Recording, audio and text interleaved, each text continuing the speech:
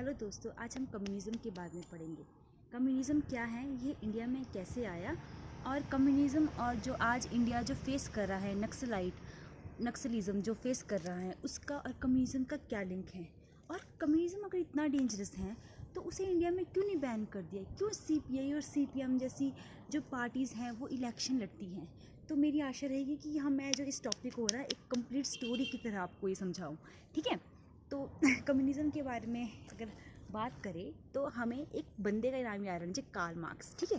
Karl Marx एक writer थे जिनका जन्म जर्मनी में हुआ था, ठीक है। जो कार्ल मार्क्स का जन्म उस टाइम हुआ था जबकि यूरोप में औद्योगिक क्रांति चल रही थी।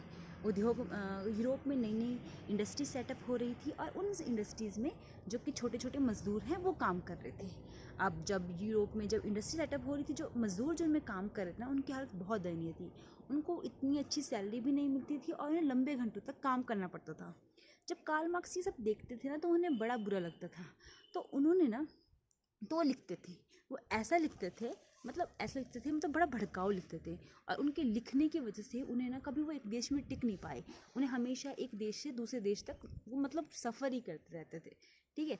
अब अगर बात की जाए, कार्ल मार्क्स ने ना एक बुक लिखी थी, that is the communist manifesto. उसमें उन्होंने अपनी सारे थॉट जितने भी हैं ना वो सब लिख दिए। तो उसमें उन्होंने लिखा, देखो ये जो दुनिया है ना वो दो भागों में बटी है, एक अमीर और दूसरा है गरीब, ठीक है।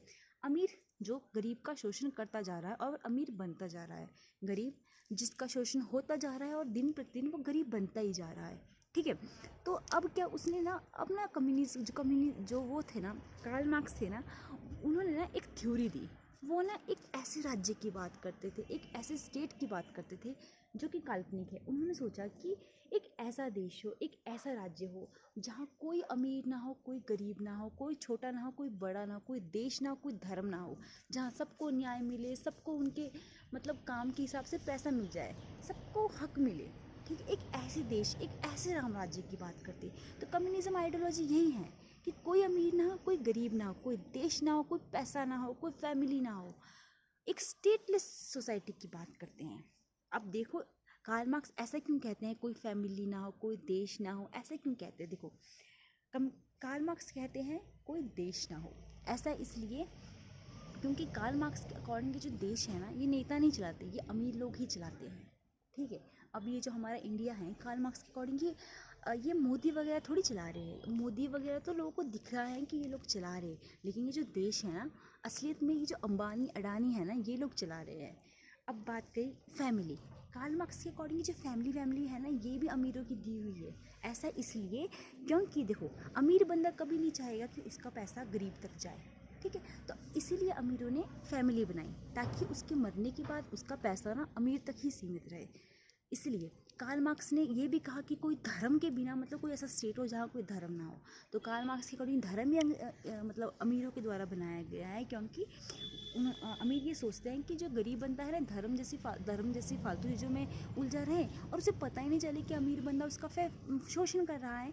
तो यही इसी तरह की सोसाइटी की उन्होंने कल्पना की। अब कार्ल मार्क्स ने कहा कैसे हम ऐसा राज्य ला सकते, कैसे हम ऐसे राम राज्य को ला सकते हैं। तो उन्होंने बताया कि अगर हमें ऐसा देश या ऐसा मतलब राम राज्य लाना है तो उसके लिए जितने भी मतलब कह सकते गरीब लोग हैं, जितने भी ये जो वर्कर हैं, जितने भी किसान हैं, इन सबको इकट्ठा होना पड़ेगा और करनी पड़ेगी एक क्रांति, एक सशस्त्र क्रांति इन बॉर्जुआ वर्ग, मतलब इन कैपिटलिस्ट के अगेंस्ट, इन अमीरों के अगेंस्ट। तो क्योंकि देखो, और अपने हथियार उठाने पड़ेंगे। ऐसा इसलिए क्योंकि अमीर बंदा कभी अपना पैसा नहीं छोड़ेगा। तो उनसे अगर पैसा लेना है तो हमें क्रांति करनी पड़ेगी उनके अगेंस्ट। तो यही है कम्युनिज़्म की विचारधारा। तो ठीक है, आप देख सकते हो कम्युनिज़्म के विचार तो बहुत अच्छे हैं, लेकिन उनकी जो इच्छा है, जो कि वो जो चाहते हैं, उसके लिए वो हिंसा का रास्ता अपनाने की बात करते हैं। अगर हम इंडिया में बात करें तो हमारे इंडिया में जो हमारे नेशनलिस्ट थे, जैसे आप बोल सकते हो भगत सिंह थे, सुभाष चंद्र बोस थे, इवन नेहरू जी थे, ये सब कम्युनिज़्म के आइडियोलॉजी से बहुत ज़्यादा इंस्पायर थे और कहीं ना कहीं इसी आइडियोलॉजी की वजह से हमने हमारे देश को आज़ाद करवाया है, ठीक है। अब अगर हम बात करें कि कम्युनिज़्म की विचारधारा सबसे ज़्यादा किसने अप्लाई की, तो अगर हम ये बात करें तो आपको पता है कि अब रशिया की बात करें, रशिया जो कि कम्युनिज़्म का स्रोत माना जाता है, ठीक है। रशिया में कम्युनिज़्म कैसे आया, ठीक है। कम्युनिज़्म को सबसे पहले अडॉप्ट जिसने किया था वो देश था रशिया, ठीक ठीक है। अब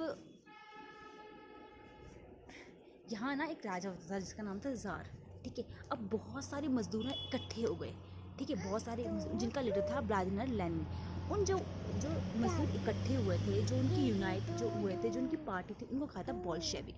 तो उन्होंने अपने राजा के खिलाफ ना, उन बोल्शेविकों ने, मतलब उन मजदूरों ने उन राजा के खिलाफ क्रांति कर दी, ठीक है, और राजा को उनके थ्रोन से हटा दिया। अब जैसे उन्होंने राजा